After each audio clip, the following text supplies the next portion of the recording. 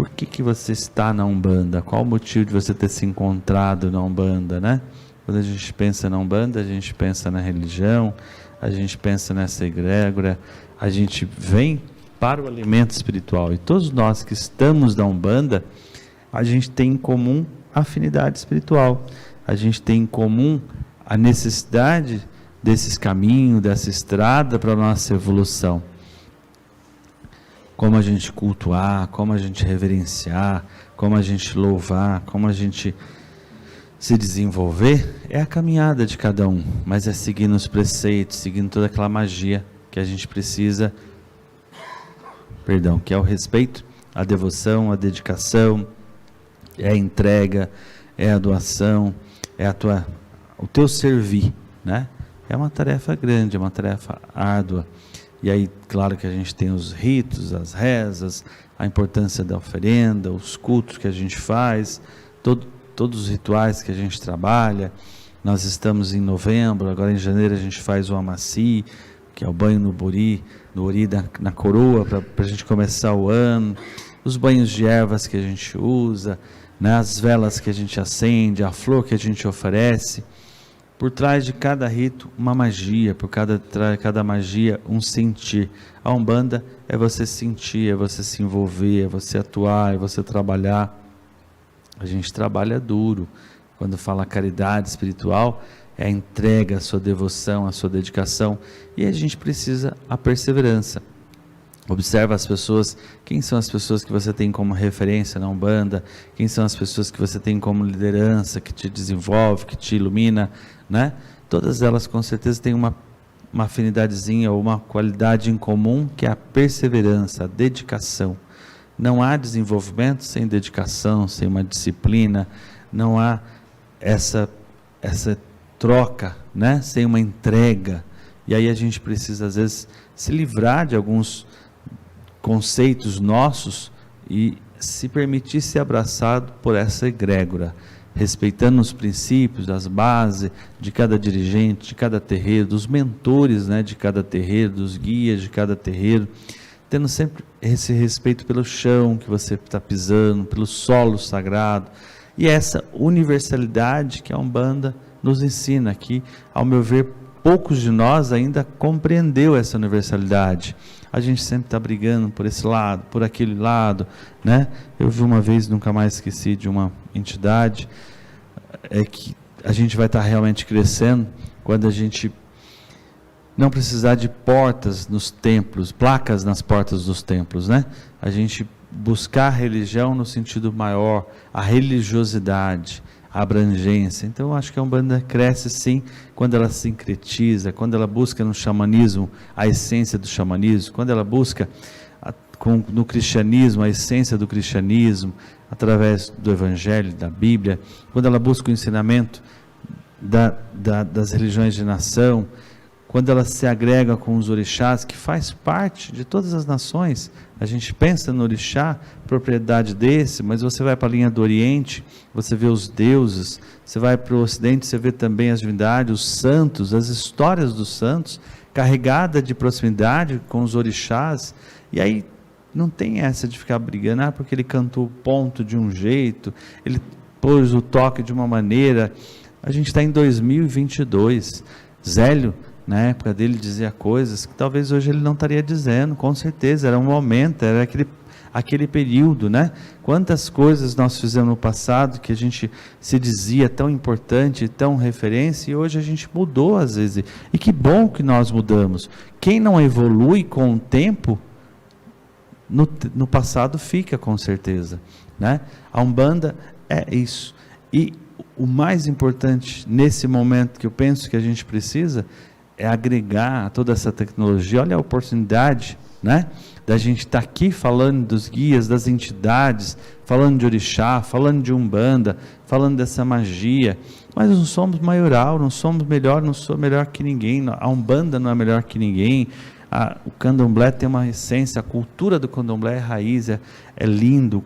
A Igreja Católica, se você busca a história, fez inúmeras coisas naquele momento, em algumas determinadas comunidades, que pode ter prejudicado aos nossos olhos algumas pessoas. A história diz, a Igreja Evangélica, assim, mas quantos sacerdotes evangélicos, quantos sacerdotes cristãos da Igreja Católica faz e movimenta pela sua comunidade, pela sua sociedade, e é isso que a gente precisa, alavancar, né? Nós vamos estudar com aqueles que nos ensinam, vamos aprender com aqueles que vieram antes da gente, vamos respeitar, mas vamos agregar.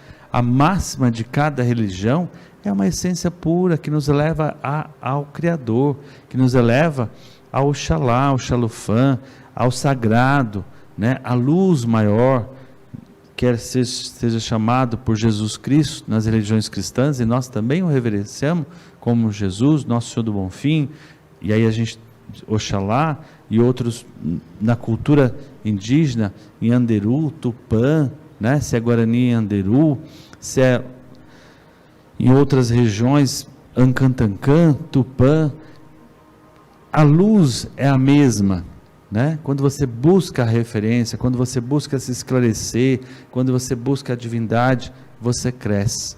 E aí, se a gente ficar pensando, está errado isso, está errado aquilo, as entidades no terreiro de Umbanda, as entidades, elas dizem sempre, filho, se tem Oxalá à frente, se tem caridade, se tem a prática da caridade, continue caminhando, continue ali todo dia batendo o teu ponto, fazendo com devoção, com respeito, e aí você recebe. Aí através de uma vela que você coloca, a graça vem, a conexão com as entidades vem. O quanto é gostoso a gente ser orientado, ser defumado pelo charuto de um preto velho ou de um Exu, né? O quanto é bacana a gente receber a defumação de um preto velho ali com o seu cachimbinho, o quanto é dadivoso a gente receber a bênção de um orixá quando está cantando, quando a corimba toca, e aí você se arrepia, você sente toda a energia. A incorporação é um passo, mas até a incorporação você sentir toda essa conexão com o divino, com o sagrado, a defumação, a preparação, né? E por outro lado, claro que é uma grande missão, é uma grande responsabilidade, porque é o sagrado, né? E aí, cada um de nós estamos na Umbanda, mas nós temos que ser umbandista. A gente tem que vivenciar, acho que esse chamamento, quando a gente coloca, nós somos muito jovens, 113 anos para uma religião, e aí nós vamos falar mais sobre isso. Paulo, a Karen traz na história o início da Umbanda, e alguns contestam, antes, depois, mas é mais que isso, né? Estamos aprendendo, estamos crescendo, isso é importante. A tua dedicação, a tua louvação é bem importante.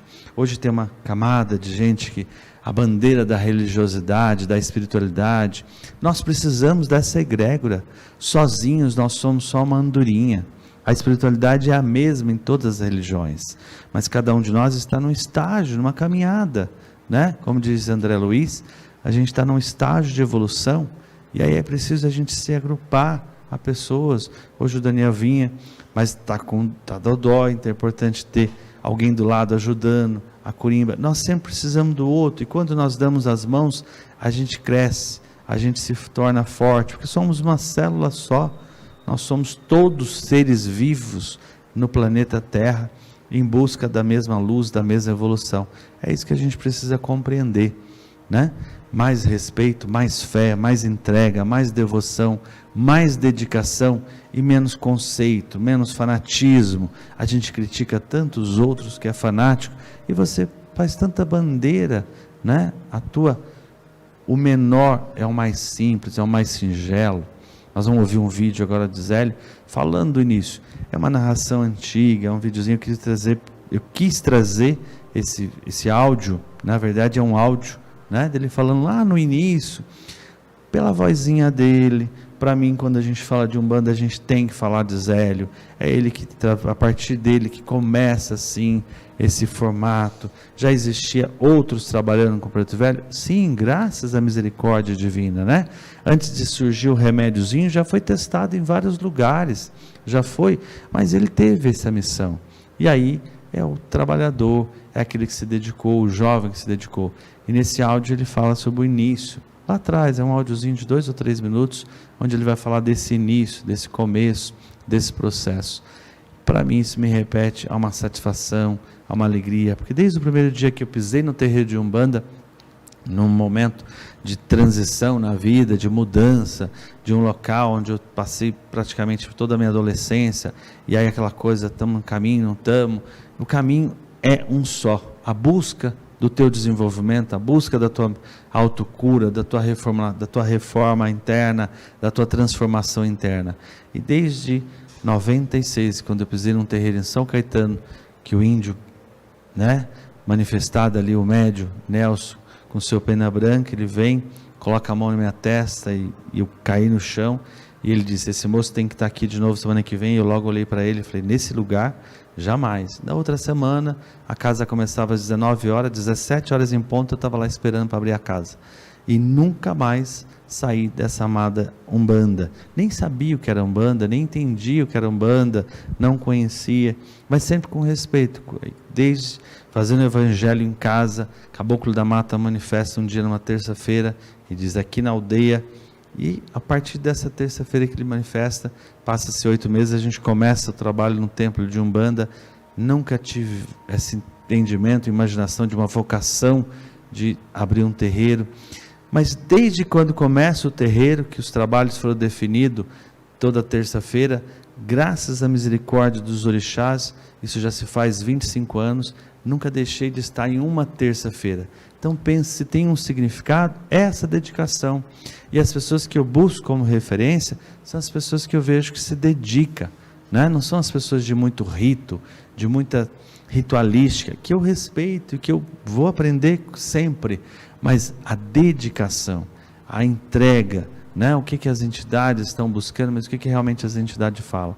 E Zélio, com essa voz mansa, o que eu busco? O sublime do que ele traz, o que ele traz de bom, quem ele foi, o que fez, o que deixou de fazer, para mim pouco me interessa a mensagem que através dele os bons espíritos trouxeram.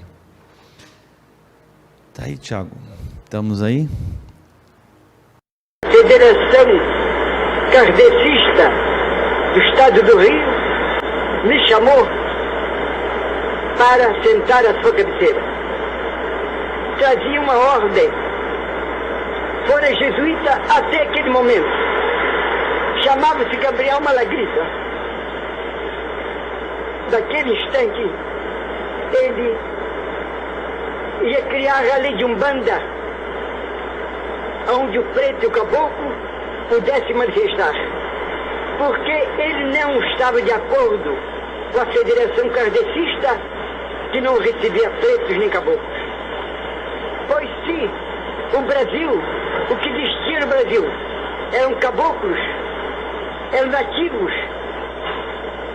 se no Brasil, quem veio explorar o Brasil, trouxe para trabalhar, para engrandecer esse país, eram os pretos da costa da África, como é que uma federação espírita não se recebia caboclo nem preto? Então, disse o espírito, amanhã na casa do meu parede, na rua Fernando Peixoto 30, será inaugurado uma tenda espírita com o nome de Nossa Senhora da Piedade, que se chamará Tenda de Umbanda, onde o preto e o caboclo pudessem trabalhar. Foi a 15 de novembro de 1908. No dia 16 de novembro, a nossa casa ficou cheia de receber um dia para fazer que os doutores fossem lá buscar a cura para os seus entes queridos. Pois, meus irmãos, tudo isso se deu. O meu anunciar da tenda foi tomar o meu aparelho e começar a produzir, a curar aqueles que estavam lá. Ou fosse por isso, ou fosse por aquilo, mas Deus, que é sumamente misericordioso, levou um cego e outras pessoas, como também paralíticos, na tenda da piedade, na minha frente. Eu disse, a vista então, se tem fé, levanta. E caminha, porque quando chegar perto de mim, estará curado. E passaram-se os anos, e tudo aquilo que eu disse, apelando para quem está presente, de muitos anos que me acompanham, falando, pedindo e trazendo exemplos de Jesus quando passou na terra, que foram ao seu encalço pedir harmonia para sua casa. A resposta foi essa: você fecha os olhos para a casa dos teus vizinhos, fecha a boca para não murmurar contra quem quer que seja, não julgues para não ser julgado, pense em Deus que a paz entrará na sua casa. É do Evangelho, e tomaram por ensinamento as minhas palavras, e a tenda começou a seguir o seu ritmo, aquilo que eu desejava. E aí a gente entende como um anúncio da Umbanda, e a gente ouve isso hoje, a gente pensa, mas ele estava fazendo ali uma crítica à Federação Kardecista. É toda uma situação, um momento. Às vezes, quantas vezes acontece no terreiro que você trabalha, ou você às vezes está na casa que você está, por às vezes um desajuste, um desconforto naquela casa, naquele terreiro, naquele templo, né? E aí você vai para um outro e colabora e agrega muito mais. E você, quantos templos surgem, às vezes graças a algum desajuste que houve em determinado lugar. E aí a gente critica o fulano, o beltrano, e porque não aceitava isso, não aceitava aquilo. Tudo isso tem toda uma arqueologia espiritual, todo um plano espiritual para surgir um novo braço. Todos os caminhos levam ao sagrado, levam a Deus, que é um só. A doutrina espírita é uma das mais bonitas que se tem, que todos nós espiritualistas devíamos aprender. Quem não aprendeu ainda, seguir a trilogia, né, de André Luiz, junto com Emmanuel, através de Chico, estudar. Naquele momento era uma conformidade, um entendimento que se tinha, e aí existia toda uma situação de preconceito, de cultura na época, né? E vem Zélio trazendo o preto velho, o índio, para trabalhar, e que hoje tantos templos, tantos centros espíritas trabalham, e sempre trabalhou com essas falanges. E é fácil a gente entender. Você está numa gíria espiritual, num trabalho espiritual, no momento que você está trabalhando, às vezes, com determinada linha, não vai trabalhar uma outra linha, né? Se você está trabalhando num trabalho de preto velho, às vezes vêm os pretos velhos, não é hora de vir, às vezes, o baiano ou o Exu, pode vir depois, no final, fazer um descarrego. Cada trabalho é um trabalho, que a gente amplie os nossos horizontes de entendimento, e que hoje é uma outra compreensão, e a gente compreender que graças a isso surgiu uma nova egrégora, que é a mesma egrégora, que faz tudo parte de um só, né? Mas naquele momento ela anuncia esse surgimento, e aí é para a gente pensar, para a gente estudar, para a gente refletir, e como eu disse no início do nosso encontro hoje, muitas coisas que naquele momento e no tempo passado ele diria, hoje ele estaria trazendo com uma outra linguagem. Não existe o certo e o errado, existe a verdade. Ele continua praticando a essência que aquele centro também ensinou ele, que era a caridade, né? Quem conheceu as tendas sabe o quanto de espiritismo ou de doutrina espírita, de kardecista, tem dentro das tendas umbandistas. E uma coisa apenas agrega o outro.